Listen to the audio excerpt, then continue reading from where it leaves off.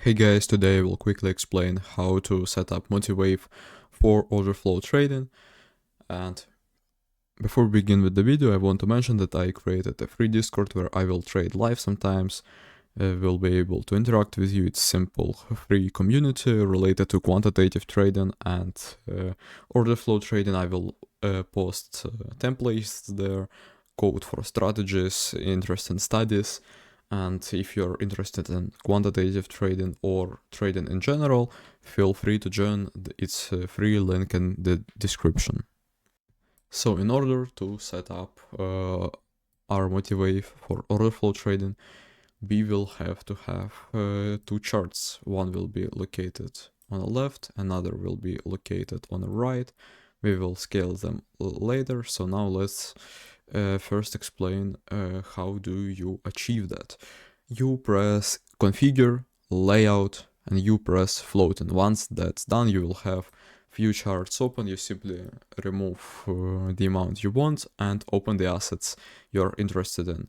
Once that's done, you want to set up your footprint chart and delta profile. So how do we do that? You press study, all studies, you type in here volume, imprint. You select it. I already have this one added. You double click on it and you have settings open up in front of you. Here you copy simply my settings. So I mean, if you want, you can press RTH data only, and once you open it up for the first time, it will look really weird. If you do not have any numbers, that's okay, simply zoom in into the candles a bit closer. Now let's quickly explain what everything means here. So bid and ask is simply like, let's apply it. As you can see, this is your traditional footprint chart, but I don't see a point in it when we can have a delta that already tells everything we need to know. And profile is simply the way to display our total volume. So on the right, it's total volume, it's colored in the same color as delta, but overall it's simply total volume executed at that price. And on the left is delta ask minute bid.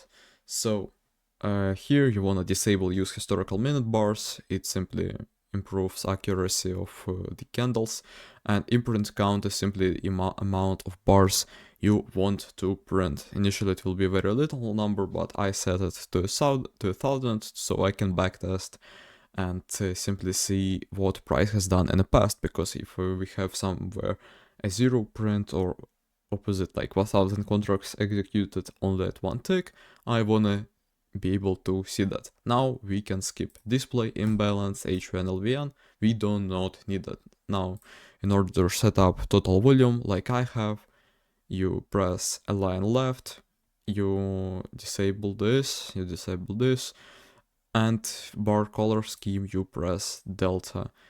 You obviously can remove bar color scheme and have it displayed as you want, but in order to implement it like I do, you go here, you press more colors, and you copy my colors from here.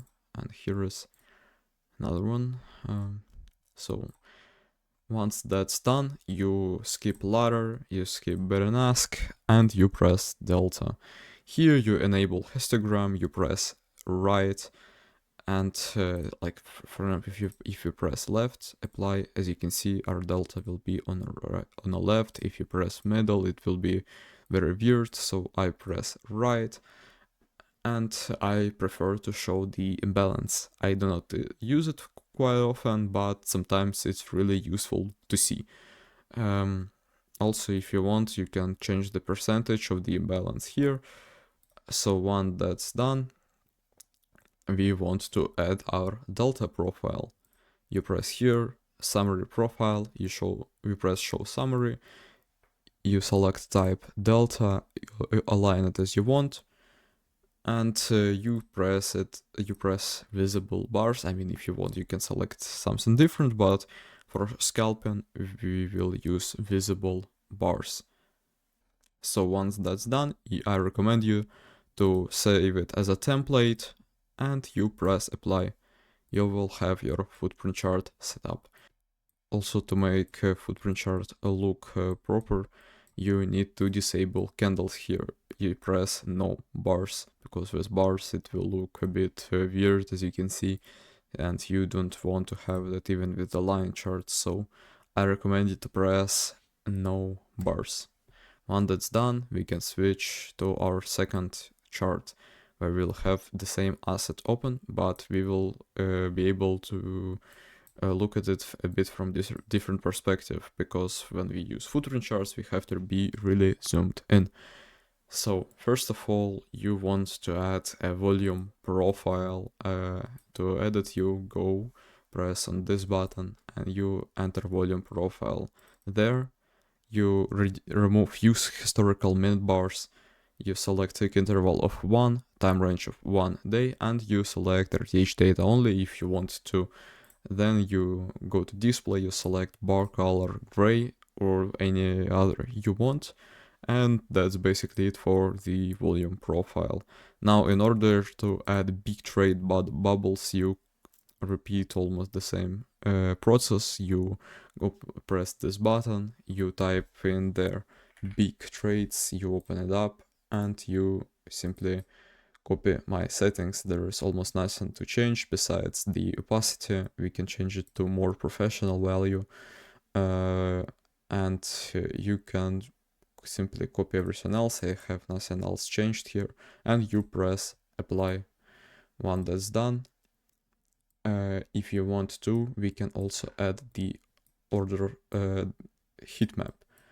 In order to do that, you simply press here. As you can see, it opens up, and you can configure it by double clicking on it. You add minimal quantity, so let's say 100 contracts, and press somewhere on an empty field, press apply. As you can see, almost everything disappears, but during the session it will be alright. The rest I don't really recommend to change, but it all depends on your personal preference. This is not trading education video, simply a video how to set up a MotiveWave. So you enter whatever you want here. There is nothing else to configure, as you can see. So once that's done, let's it's also worth mentioning that it's better to press show all depth levels, so you do not miss out on anything. So once that's done, you press apply, update, you get your levels. As you can see, they're only visible so far. And simply in order to execute trades, you press view, trade panel, and you get it to your chart attached, but I will remove that. So this was basically it for the video. If you want to add anything else, you should follow the same simple process of pressing it in the study here. And until next time,